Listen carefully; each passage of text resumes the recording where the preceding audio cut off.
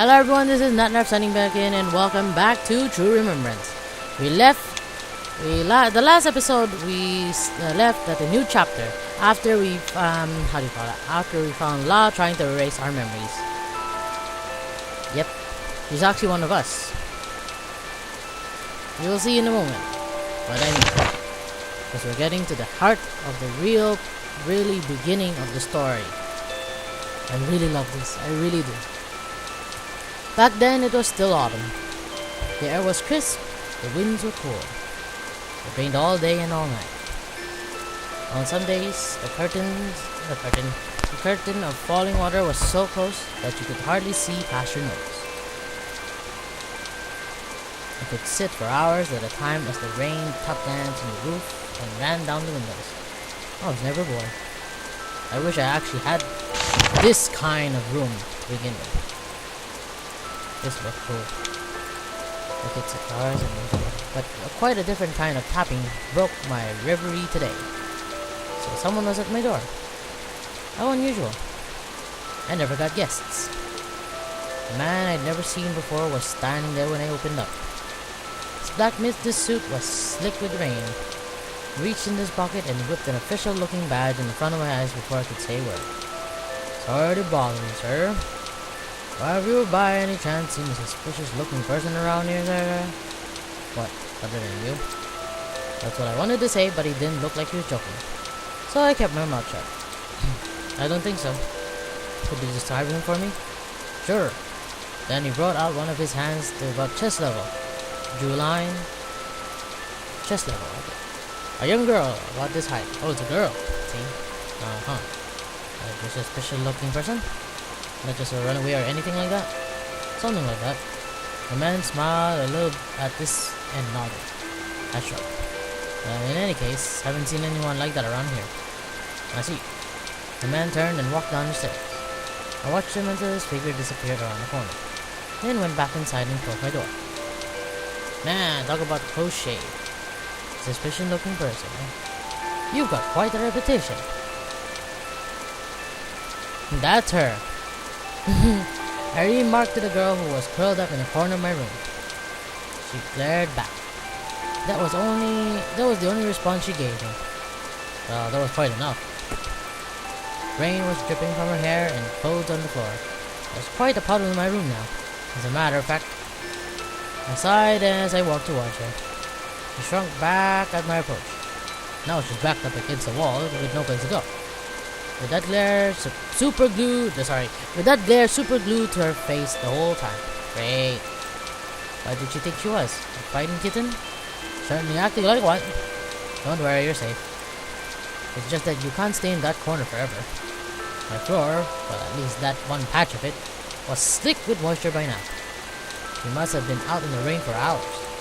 Besides, she was shaking right now. Obviously, that was from the cold as much as from the fear. You're just going to catch a cold like that, you know.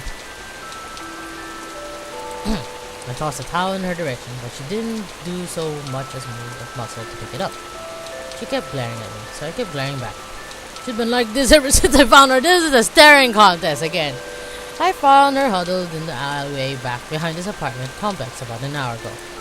I took her in immediately and hit her, as it was obvious that the officials were after her. I have no love for the investigation bureau, you see, and I really had no tolerance for their black-suited goons. Anyway, yeah, ever since I took her in, she hadn't really moved enough. No gratitude, explanation, not a single word from her mouth.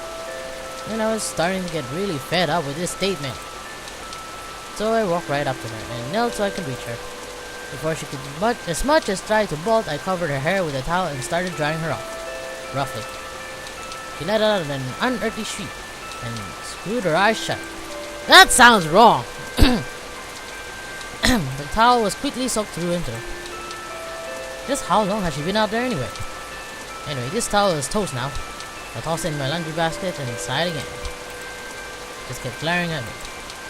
Now, she couldn't have intimidated a mouse if she tried. I certainly didn't care that much anyway. But this was kind of getting depressing. Exactly. So I shrugged and ran my fingers gently through her hair. Don't be afraid now. Then I continued to brush her hair. It was like petting a frightened kitten. Really. This was completely unlike me. Exactly! I could feel the tension leaving her body, little by little. Now she was cautiously opening her eyes again. And look at that! Wouldn't say no to this kind of cute face. See? I'm sorry. I keep pressing the wrong button. Now she was staring timidly at me, so I withdrew my hand. Feeling a little better now? And would you mind telling me why they're after you? The girl just shook her head silently. So she didn't know then. Either that or she was lying. But I really didn't know. No reason, eh? Or maybe they found you so fetching that they decided to stop you. I shrugged lightly, but the girl didn't seem to get it. She cocked her head to one side, stared at me blankly. I smiled at this. She blinked. Once, twice, and smiled right back. Okay, let's see. Doesn't look like you've got the dollar. And if I were to send you to HQ, they'd just lock you up. No point in sending her right into the arms of her would-be captors after all. While I was thinking about what to do next, the girl quietly reached out. There was a sheet of paper in her hands. It was soggy and almost falling apart. So she'd been holding into this and this all the time. But fortunately, I could still make out what it was. This is my address, isn't it? I remember.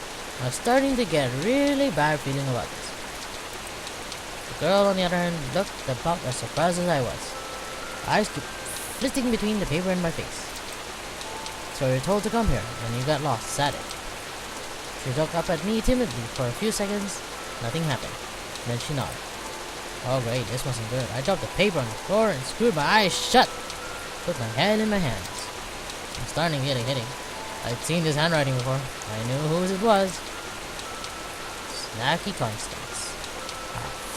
Half-finished vowels. She slashed out punctuations. That had to be Annalie's doing. So this was one of Annalie's underlings then.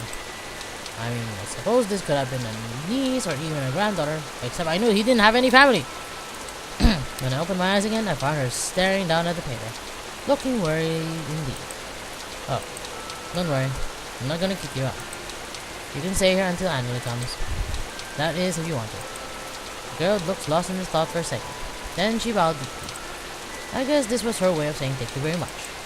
Alright. Let's see. You might want to take a shower now. You're sucked after all. What are you gonna make her wear? Can you stand? The girl nodded. When she got to her feet, my mouth fell open. Yeah! We get to see everything else. I stared at her until I realized what I was doing. I quickly averted my gaze soon after.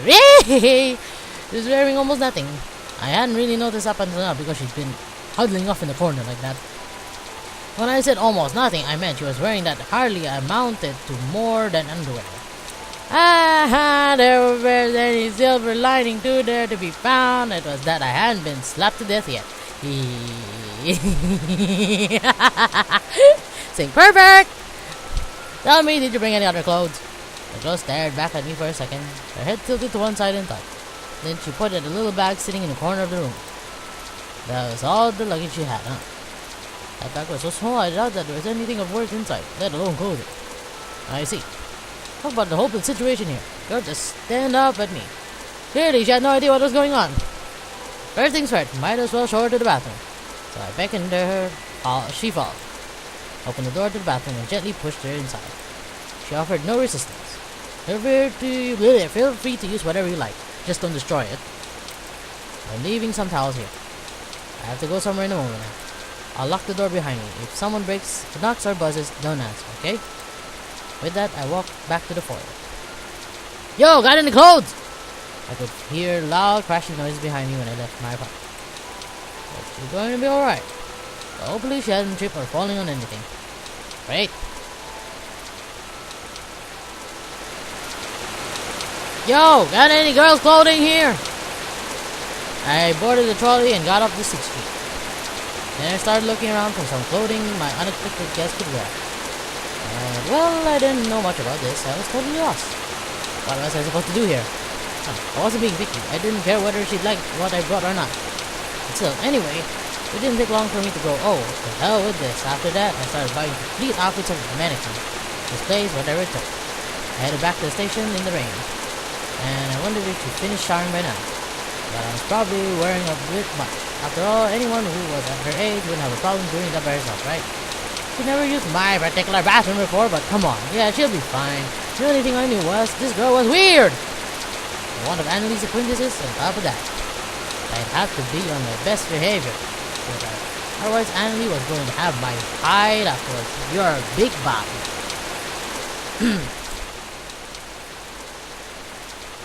3 years had passed, almost to the hour, since I first met the man.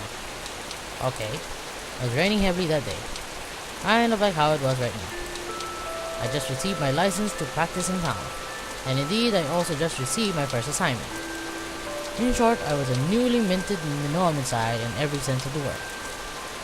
I finally had what I fought so hard for. What, your license?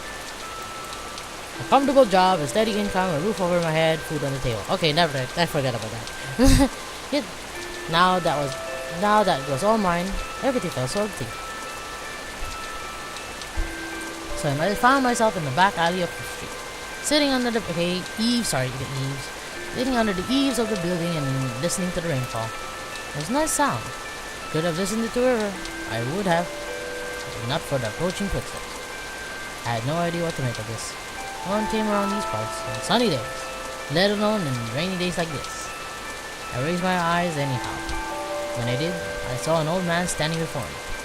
He smiled at me and said, "A pity man. So sad, so young, yet ready to himself. Tell you what, maybe this will cheer you up. I'll give you here this never mind. I'll give you here this gun. Kill me first, then turn it on yourself." You idiot! I looked, and dear God, he was really holding a gun out to me. He didn't look like he was joking either. But this was interesting. Interesting indeed, so I laughed a bit. "And who are you?" He smiled right back. This seemed harmless enough, but there was something in his eyes that put an end to my laughter immediately. Andrew. That's my name. A pleasure. Great! Why you send your little girl in my room? Black Iris. I recognized this name. Rather, I would have been an idiot not to have. Most of the books in the Academy considerable library were written by him, or someone to it his exact name. You're trying to tell me you're the so-called Alpha of Omegas. I'd never have imagined. But tell me, why do you know my name? Come now, routine lookup, nothing to it. He winked at me and smiled. Just tell me why you got a girl in my room! Obviously, someone like him would have had access to every file in HQ, including mine. I know everything. Where he was born, how he survived, how he became an homicide. It's all there, in the file. You really ought to look. Always nice to know that Big Brother is watching. Death means God. Obviously, I wanted to avoid being reminded of my past. But when I turned to glare at him, I saw the most amazing thing on his face. His eyes were red. His cheeks were sleek and heavy with the weight of tears. Whoa, what the hell? So I did the only thing I could do in the situation. I stared. Real hard. A few seconds passed. Finally looked at me with a puzzlement written all over his face. But finally he realized what was up. Oh, my apologies. No use. Watching an old man cry. Waste of time. Don't mind me. I'll be fine. He wiped his eyes dry and smiled at me reassuringly. But I wasn't reassured at all. This guy was weird. He's crying. It was only later that I realized he'd saved me in his own way. If it hadn't been for him, I probably would have never left that alley alive. What's that supposed to mean? I only dropped by my apartment every once in a while after that incident. It was never for any special occasion. He just came, talked about this and that, and then disappeared as he arrived. He didn't say much, but it became rapidly obvious that he was always under surveillance. No wonder he stays with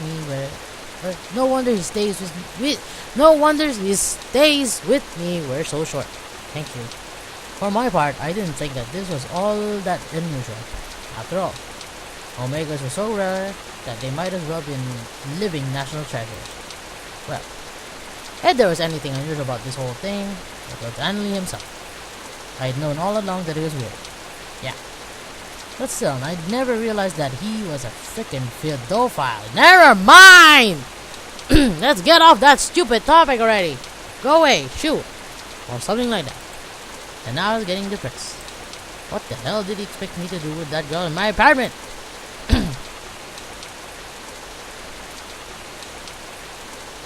Can I let him in? The girl who was now out of the shower when I came back. That was good. Except she'd gone back to covering in the corner. That wasn't so good. She was drying her hair at least. She jumped in surprise when she saw me enter, but she slowly relaxed when she realized who it was. Hey, here, these are for you. What were you wearing now? I said as I handed over the bag of clothes. The sales clerk had gift wrapped it nicely despite my protestations. Sorry. And I've been too non-pulsed to really argue. Everything went quiet. So quiet. In fact, I swore I could hear the girl blink. Then timidly she took the bag. She inspected it carefully, skimming her fingers across every surface. Apparently it was to her liking, because she started opening it up. She carefully undid the ribbon and gingerly wore the tape off the wrapping paper, neatly folding the wrapping paper and set it aside. She reached into the bag and pulled out a white one-piece dress. There's something akin to shock in her eyes when she looked up at me. I'm not sure if it fit on you, but please go ahead. It's better than not having any clothes. Her eyes flitted toward me, then back to the dress. Then she turned to me again. There was a hesitant smile on her lips. Can't I see her face at the moment, please? Sure, it was only for a second, but it was the first real smile I'd seen from her. Was enough for her. At the same time, her obvious happiness over the clothes made me feel a little guilty that I'd spent so little time and effort picking it up. Well, if you want to change, you should go in there. I'm not very used to naked ladies. I pointed to the bathroom. The girl nodded happily, scooped up the dress, and ran off. Is that only one dress? I know I'd bought so many others. Interesting. Whoops. I've never seen it so animated before. Finally, jeez. I sat back and opened the book I've been reading. See, this is what she really looks like in the beginning. This is locked. I hadn't gone that far when I heard the sound of the bathroom door opening. Did it fit? Not too big or small? All she did in response was to bow deep. Her way of saying thank you. Probably. Come back! Come back! Come back here. I like your little hair now. I like it now that it's long. Went back to the reading. She, on the other hand, started exploring my apartment on her own. This is locked. It didn't take her long. My place was pretty small. Eventually, she came back and sat at my feet. Like a kid. She's really quiet about it. So quiet I didn't even notice her come back in. That and I was too absorbed in the book by then. So next time she looked up, I was so surprised to find her staring up at me. Okay. She quickly averted her gaze when I stared back at her. Over the course of the next hour or so, this kept happening. This is weird. The third time around, I finally let her aside and said to her, "Want to read something too?" She shrunk away from me for a second. But then she nodded almost imperceptibly.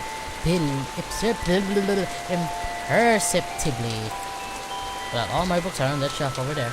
You're welcome to read any one you want. Just don't break any of them!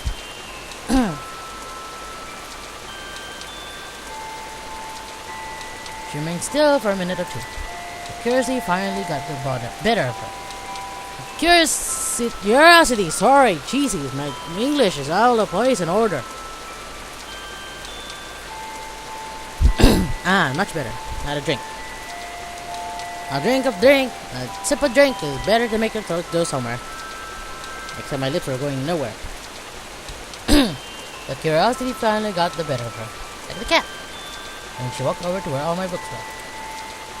She came running back seconds later, with my biggest book in her hands. I had to wonder whether she'd really get anything out of reading something like that, but I didn't say a word. She started flipping through the pages, an intense and earnest expression rippling through her face. She was obviously interested in the subject matter, and I was obviously interested in her mannerism. I want to know if she actually is reading. Anyway, it'd be rude to interrupt her, so I held my peace. I can't read. It's like, nope, I'm sorry, I can't read. Please help me. The next time I looked up from my book, it was already dark out. How long had we been at this? It was good as a time to make dinner as any. After all, I was starved. I looked up from my book with questioning expression on her face. Oh, don't remind me. Which she nodded and returned to her book. I went to the kitchen and there was still some soup left over from lunch. I heated it up a bit, poured generous portions into 2 cups, white cups, and sliced up some bread. Oh, the soup and bread. Then I put everything on the tray along with some spoons. Carried it all into the living room. Go ahead and eat whatever you're hungry, okay? I put the tray down next to her. You should have given her food in the first place, not the shower. She turned to me and nodded. Me throat. But she went straight back to her book after that. She was too obviously too engrossed to be interested in anything else at that moment. As for me, well, I was pleased that someone would find one of my books so fascinating. Which was why I picked up my cup and went from reading to my book to watching her full time. Are you sleepy? The moon was high in the night sky by now. My guest was obviously having a hard time keeping awake. Her eyes were drooping, and she started nodding off, only to snap back awake every other so often. Like my daughter. And this will probably sound horrible, but I found this kind of amusing. You perv! It wasn't long before she was sound asleep on the floor, curled up in a ball. Hey, cat. Not that I blame her. She had an action-packed day after all. She had been chased around the town without knowing what was going on. Then she ended up in the care of a total stranger. She hadn't complained the entire time. I was proud of her. Exactly. So I scooped her up gently so she wouldn't wake, and tucked her into my bed. Where are you going to sleep then, the sofa? Then I brought the book she'd been reading and set that by the pillow. After that was all done, I sat back in my chair and waited.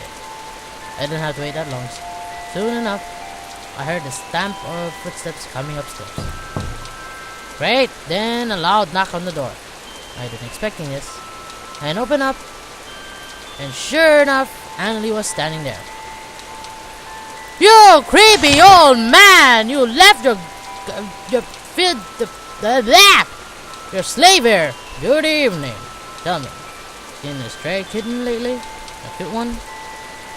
He asked with one of those good-natured, dirty old man grins that I hated with vengeance. Exactly. I glared at her before I let him in. What the hell do you think you're doing? I asked, pointing in the direction of the bed. But Annalie did not answer me.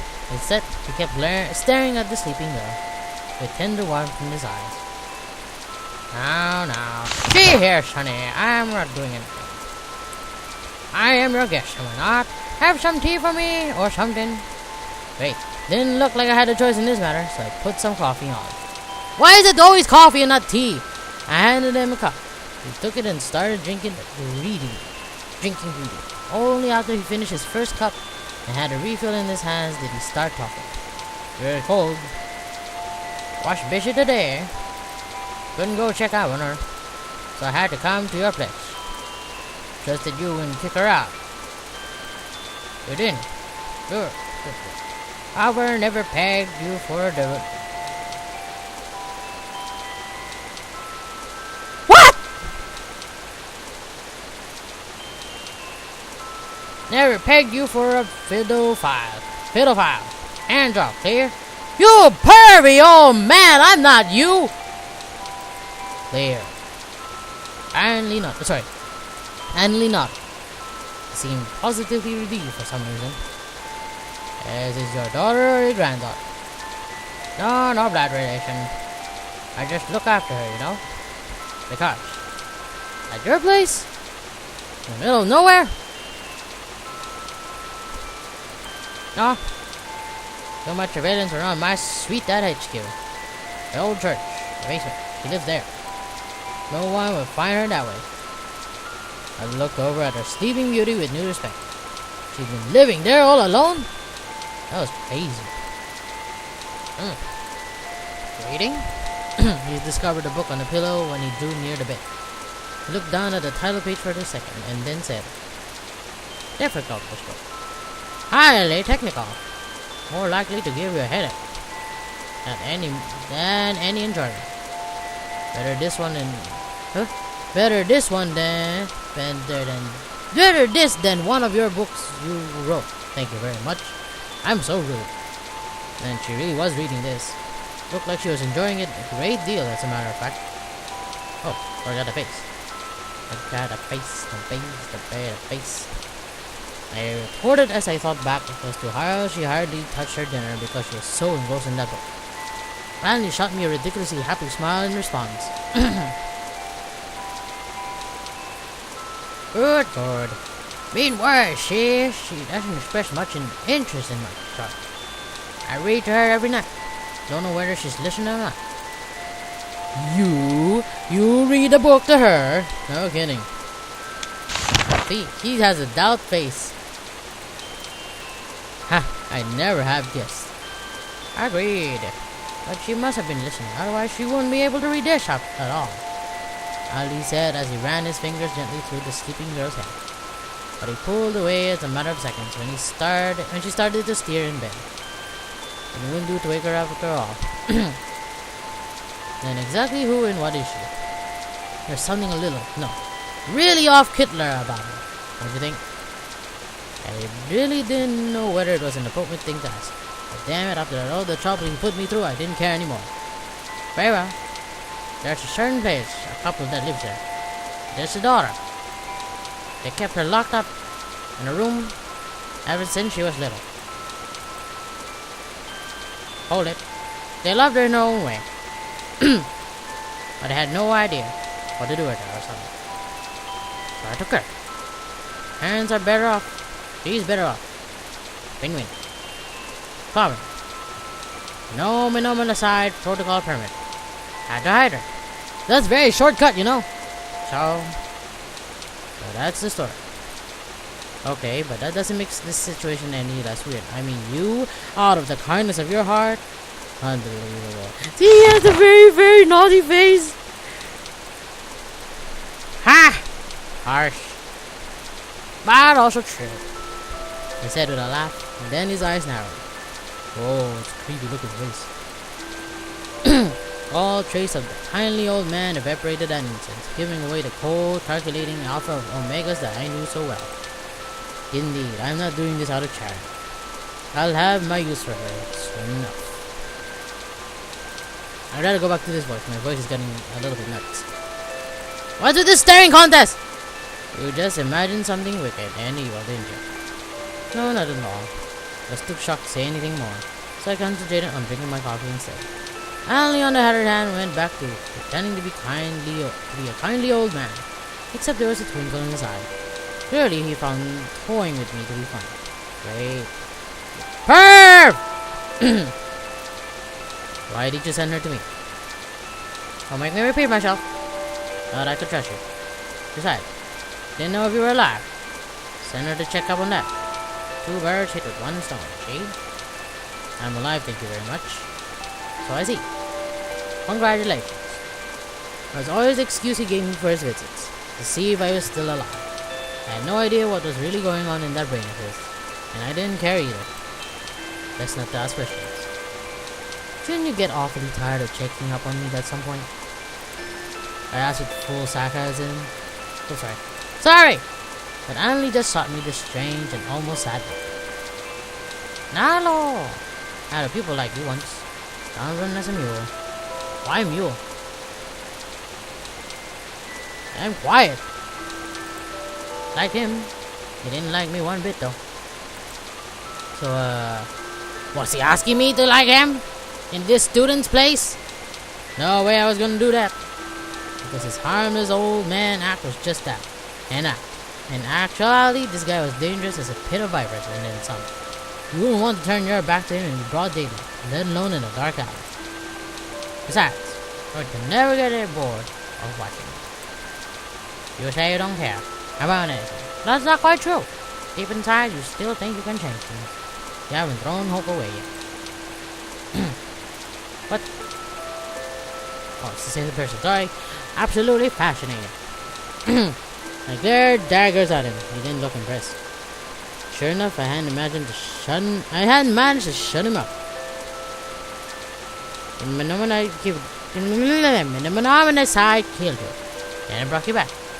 In the middle, there you were. I don't recall asking for psychoanalysis. Thank you very much. Oh, my apologies. Bad habit of mine. I sighed. He didn't have to tell me. I already knew. Since he kept on apologizing profusely, I eventually waved him off. Alright, I understand. Your secret is safe. Won't say a word. So what do you do now? Wake her up and take her home? Let's see. Need to be at my place by dawn, otherwise they'll get suspicious. Oh well, let's wake her. Annalie called out to her. Hey, wake up! But the interesting thing was, there's one thing he wasn't saying. What's her name anyway? I didn't have one. Didn't give her one. She's my project, not my daughter. Didn't need a name. You weird old man. I replied with a vague smile. But the thing was, there was something so tender about the way he looked at her. The girl opened her eyes and smiled at Annalie with obvious relief. Then she got up out of bed and scampered after him. He was already heading out the door. Thanks for everything, mate. What? You just gonna leave her here in my house? I'll bring you something next time. Sure. The girl shot me a look before walking down the stairs and out the sight. I smiled back. Because for a moment she seemed desperately lonely. And said, feel free to come back and read my books whenever you like. Her eyes opened wide in surprise. Then she blushed and managed a happy smile before turning to leave. Didn't you just give her the book? Couldn't you just give her a book? The one she was sleeping with?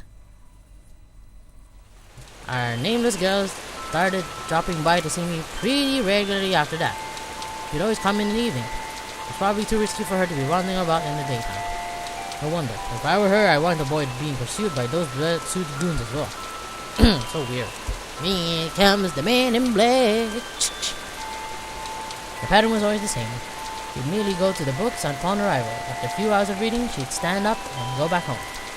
I'd always offer her to walk back, but she never accepted. Wasn't that she was ever a bother. Far from it. But still, wasn't it a bit suspicious for a girl to come visit a man's room, always late at night? That didn't sound right. So I kind of wanted to say something there, but I never had the heart to bring it up. Besides, I didn't want to give her the impression that she wasn't welcome here. She came last night as punctual as a clockwork that was missing in town. As usual, she picked out a book. As usual, she started reading it with gusto. Except this time around, she fell into sleep so deep that I simply declined to wake her up. Which is why in the morning now, her eyes clustered open and she jumped out of bed in shock. I'm so sorry! Oh, you talk! She said with a worried look on her face. She started talking to me as it lay. Short sentence and single words, but that was still progress. Well, that was it. That was something. I suppose I shouldn't have been surprised. But she spoke just like Annalie. Hopefully she wouldn't start imitating his personality as well. Oops, stole your bed. Oh, don't worry about it. Did you sleep well? Yeah. Much nicer than the bed at church. I see. Annalie, you cheapskate! Couldn't you at least buy her a better bed? Exactly! I looked out the window and the sun was just starting to peek in from the horizon. It would be dawn soon. Want some breakfast before you go? Don't want to be a bother. I suppose I should have been relieved. Her personality was completely the opposite of Annalie. Although this too was a problem because she went too far in the other direction. See, I've already made breakfast for two. I'll be even more bothered if you don't eat up. Toing! The eyes. She nodded happily. So after an early breakfast, we went back to our reading books. By the time lunch came around, she started wandering around the apartment in boredom. I had lots of books, so this came as a total shock. Read them all cover to cover! So So she pulled a random book off the shelf and started reading it over. Problem was, it was one she'd read not too long ago. Obviously, she still remembered most of it. Nothing interesting about it. I watched her for a short time, and then asked, "Want to go buy some new books?" She had a completely thundershock expression. She had a completely thundershock expression on her face at first. See, she hadn't grasped what I just said. But soon enough, that gave way to an ideal of happiness. A great deal of confusion.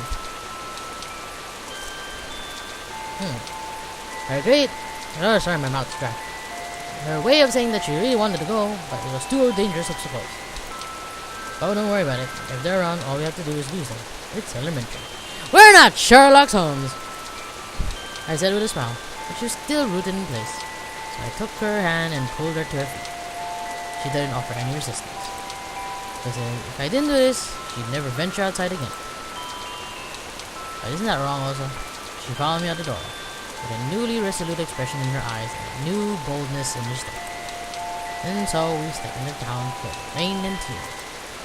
Why tears? She's crying? Wait, you have no jacket to her, you idiot! The rain that fell upon the city was cold and clear. When it came time for winter, the rain turned to snow. I only had one umbrella in my apartment, so we walked together. Slowly. I surveyed the area. No suspicious people or black suits in the air. We walked along the road in the 6th Street. Didn't want to show any untoward intention. And taking a trolley would have just done that. My companion looked around her with breathtaking interest. Everything was new to her. This wasn't so unusual. She'd probably only seen our she'd probably only ever seen our city under the cover of night. According to Annalie, the first time she ever stepped outside was when she came to me for the first time. And she'd been chased the entire way. So I didn't really think that hard. Every few seconds, I had to call out for her to keep her from slipping into puddle or crashing into a wall. Just like my sister. And she'd always look up at me with this beautiful smile on her face. Why is it all beautiful now? We walked on the 6th Street in relative silence and entered the bookstore. We looked about in wonder at all the books that were lining the shelf. I was afraid she'd get lost for hours inside the space, but she quickly chose a book for herself and came back. I had the cashier ring up the purchase, and I handed the book to my companion, who hugged it to her chest with a look of such bliss that I almost felt guilty. Thank you! She whispered a smile. It was the same expression of warmth and relief that she put on whenever she saw Annalie. We wandered around the storefront, and became aware of the presence of black suits in the crowd. So I grabbed my companion's hand and tucked him in a nearby store. She was taken completely by surprise, but she followed me in regard of it. We hid there for a while. We could see a black suit circulating through the air, so our attentions were high. It was the same guy from before, but it didn't look like he noticed us. It was more like he was tracing the trail that my companion had taken to get me in the first place. Watched him systematically stop by every store along the way and talk to the shopkeeper. Probably inquiring about my companion here. He was coming this way, which meant he'd be at the store soon. He took a deep breath, took my companion's hand, and walked out of the place. I opened up my umbrella, held it close to me, and walked right past the black suit. Walked in silence like that for time. Then turned to look. So the black suit had disappeared. So he hadn't discovered us. Thank God for that. But then, just then, she started struggling a little. She's probably uncomfortable with my grasp. Sorry about that. I let go, I stepped back and silently averted her eyes. Okay, never mind, she was blushing furiously. I hadn't intended to hold her so tightly, but that was what ended up happening, obviously. And for the entire trip back to the 5th Street, she refused to so much as look at me once. We were nearing my apartment complex when she suddenly burst out laughing. You weirdo! Wow, scary!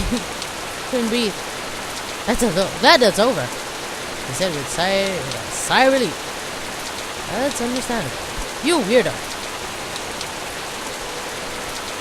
Don't you get scared too? Sometimes? That Iris? She asked with her eyes wide open. And I realized that this was the first time she ever called me by name. Sure, I do. There's not much I'm not scared of. She kept on laughing gently. Obviously, she thought I was joking. Great. She started reading the book the moment we got back to my apartment. Aw, but I have to save it for now, so I'm sorry.